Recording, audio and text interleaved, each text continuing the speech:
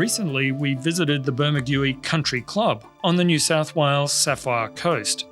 We spoke to Course Superintendent David Thompson about his approach to maintaining and improving his course. My whole theory of growing good bent grass is your watering's got to be right. So you fill up your root zone. We do 5-6 cycles sometimes per water. So I'm putting an hour to an hour and a half of water on. Through summer I can let these go for 4 or 5 days and then repeat the process again. So we've got a good strong root system, and I think that's why I've been able to really go hard with the herbicides and the pre-emergence and the nominee as well. If you haven't got a good root system and you start hitting it with ECs, you're going to come unstuck, I believe, pretty quickly. If you've got a root system, you can throw a lot at your greens. These greens receive pack glow at a litre a hectare every 2 weeks. I do half rates, so 400 ml a hectare of ethos in with that as well, and smack down as the accelerator. And they get that all year.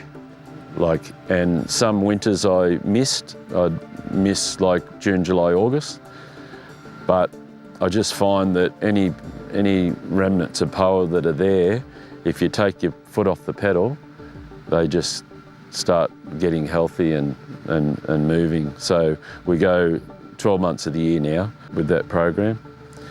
We were on a dusting program, and due to the finances of the club, we've removed that for now, and that's why I went in fairly hard with the renovation this year.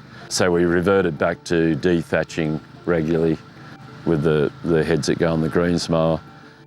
We do a little bit of rolling, but nutrition's more now the liquid organic range.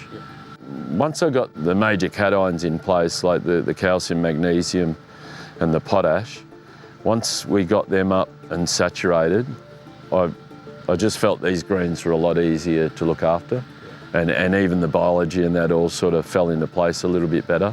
We were still losing the fight with the Argentine stem weevil. So now we do a 6-week program with larvicides and knockdowns in between. So through from October through to March, basically, we're spraying every 3 weeks. Yeah, we don't have any stem weevil.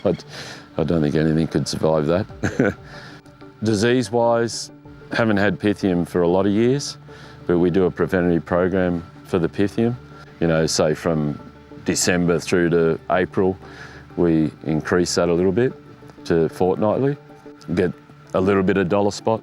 But I think with the liquid organics that we're spraying every 2 weeks, on top of that, we don't seem to get as much dollar spot either. Managing a low budget course with minimal staff numbers, you've got to try and balance it out a bit. You don't get caught up on one thing and try and achieve that when you're falling back on another area. We basically concentrate on the surfaces, the playing surfaces.